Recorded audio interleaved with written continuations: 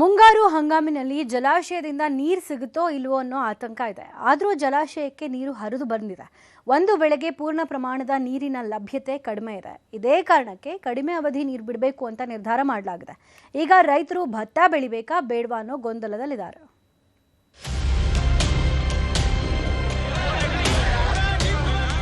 120 days ಕೊಡಕ್ಕಾಗಲ್ಲ. ಎಲ್ಲ ಶಾಸಕರ ಜೊತೆಗೆ ಚರ್ಚೆ ಮಾಡಿ ಈ ನಿರ್ಧಾರ ತಗೊಂಡಿದ್ದೀವಿ. ಅಷ್ಟು ನೀರು ನಮ್ಮ ಹತ್ರ ಇಲ್ಲ. ಸಿರುಗುಪ್ಪ ಭಾಗದ ರೈತರೆಲ್ಲರೂ ಕೂಡ ಬಹಳ ನೋವಿನಿಂದ ದುಃಖದಿಂದ ಆಸೆ ಇಟ್ಕೊಂಡಿದ್ವಿ, ಅದನ್ನ ನಿರಾಸರಾಗಿದ್ದೀವಿ. ಭದ್ರಾ ಡ್ಯಾಂನಿಂದ ನೀರು ಸಿಗುತ್ತೋ ಇಲ್ವೋ, ಭತ್ತ ಬೆಳೆಯಬೇಕಾ ಬೇಡವಾ ಅನ್ನೋ ಗೊಂದಲ. ತುಂಗಭದ್ರಾ ಜಲಾಶಯ ಕರ್ನಾಟಕ, ಆಂಧ್ರ ಹಾಗೂ ತೆಲಂಗಾಣ ರೈತರ ಜೀವನಾಡಿ. ತುಂಗಭದ್ರಾ ಅಚ್ಚುಕಟ್ಟು ಪ್ರದೇಶದಲ್ಲಿ ಸೋನಾ ಮಸೂರಿ ಅಕ್ಕಿಯನ್ನ ಹೆಚ್ಚಾಗಿ ಬೆಳೆಯೋದ್ರಿಂದ ಈ ಭಾಗವನ್ನ ಭತ್ತದ ಕಣಜ ಎನ್ನಲಾಗುತ್ತದೆ.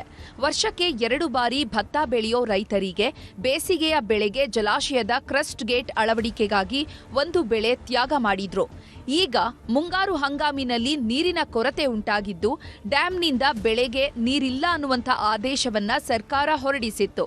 ಆದರೆ ಮಲೆನಾಡಿನಲ್ಲಿ ಮಳೆಯಾಗ್ತಾ ಇರೋದ್ರಿಂದ ಜಲಾಶಯಕ್ಕೆ 85 ಟಿಎಂಸಿ ನೀರು ಹರಿದು ಬಂದಿದೆ.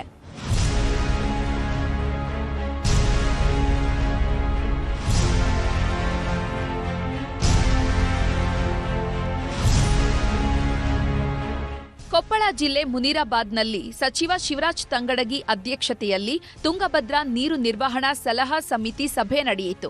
ಸಭೆಯಲ್ಲಿ ನಾಲೆಗಳಿಗೆ 90 ದಿನಗಳವರೆಗೂ ನೀರು ಬಿಡಲು ನಿರ್ಧರಿಸಿದ್ದಾರೆ. ಈಗಿರೋ ನೀರಿನ ಲಭ್ಯತೆಯ ಆಧಾರದ ಮೇಲೆ ನೀರಿನ ಹಂಚಿಕೆ ಮಾಡಲಾಗುತ್ತೆ. ಸೆಪ್ಟೆಂಬರ್ 11ರಂದು ಮತ್ತೊಮ್ಮೆ ಸಭೆ ನಡೆಸಿ ಆಗಿನ ನೀರಿನ ಲಭ್ಯತೆ ಆಧಾರದಲ್ಲಿ ನೀರು ಬಿಡಲಾಗುವುದು ಅಂದಿದ್ದಾರೆ ಸಚಿವರು. 4100 ಕ್ಯೂಸೆಕ್ಸ್ನಂತೆ 90 ದಿನಗಳವರೆಗೂ ನೀರನ್ನು ಕೊಡುವಂಥ ಕೆಲಸವನ್ನು ಮಾಡ್ತೀವಿ. 82 TMC ನಾವು ಮುಂದಿನ ಬೋರ್ಡ್ನಲ್ಲಿ ನಿರ್ಧಾರ ಆದಂಥದ್ದು, ಏನು CWC ಒಳಗೆ ಬೋರ್ಡ್ನೊಳಗೆ ನಿರ್ಧಾರ ಆಗಿದ್ದು ನಮ್ಮ ಡ್ಯಾಮಿಗೆ 98 ಕ್ಯೂಸೆಕ್ಸ್ ಬರ್ತಂತ ಅವರು ಎಕ್ಸ್ಪೆಕ್ಟ್ ಮಾಡಿದ್ದಾರೆ. TMC 98 TMC ಅದರ ಲೆಕ್ಕದ ಪ್ರಕಾರ ನಾವು ಇದನ್ನು ಹಂಚಿಕೆಯನ್ನು ಮಾಡಿದ್ದೀವಿ.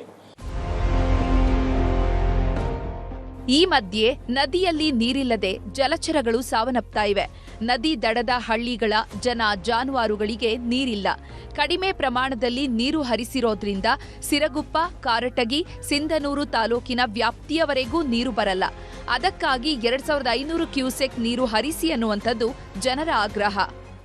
2000 ಕ್ಯೂಸೆಸ್ ನೀರು ಬಿಡಬೇಕಂತೇಳಿ ನಮ್ಮ ರೈತರೆಲ್ಲರೂ ನಾವು ಮಾನ್ಯ ಉಸ್ತುವಾರಿ ಮಂತ್ರಿ, ಕೊಪ್ಪಳ ಉಸ್ತುವಾರಿ ಮಂತ್ರಿ, ಸಲಹಾ ಸಮಿತಿ ಅಧ್ಯಕ್ಷರಾಗಿರ್ತಕ್ಕಂಥ ಶಿವರಾಜ್ ತಂಗಡಿ ಅವರಿಗೆ ಹೇಳಿದ್ದೀವಿ. ಅವರು ತಾವು ಆಯಿತು ಬಿಡ್ತೀವಿ ಅಂತೇಳಿ ಇವತ್ತು ಏನು ಹೇಳಿದ್ರು, ಈಗ ನಾವು 500 ಕ್ಯೂಸೆಸ್ನಂಗೆ 5 ದಿವಸ 500 2500 ಕ್ಯೂಸೆಸ್ ಬಿಡ್ತು ಅಂತ ಹೇಳಿದ್ರು. 2500 ಕ್ಯೂಸೆಸ್ ಅಂದರೆ ಒಂದು ದಿನಕ್ಕೆ 500 ಕ್ಯೂಸೆಸ್ಸು, 5 ದಿವಸ 2.5 ಕ್ಯೂಸೆಸ್, 2500 ಕಂಪ್ಲಿವರೆಗೂ ಕೂಡ ಹೋಗಲ್ಲ. ಇರೋದಕ್ಕಂಥ ಕಂಪ್ನಿಯಿಂದ ಕೆಳಗಡೆ ಸಿರುಗುಪ್ಪವರೆಗೂ ಹೋಗಬೇಕು.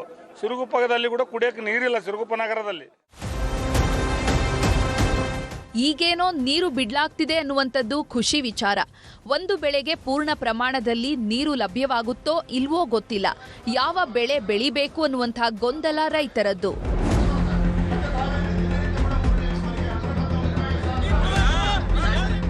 ಶರಣಪ್ಪ ಬಾಚಲಾಪುರ, ನ್ಯೂಸ್ 18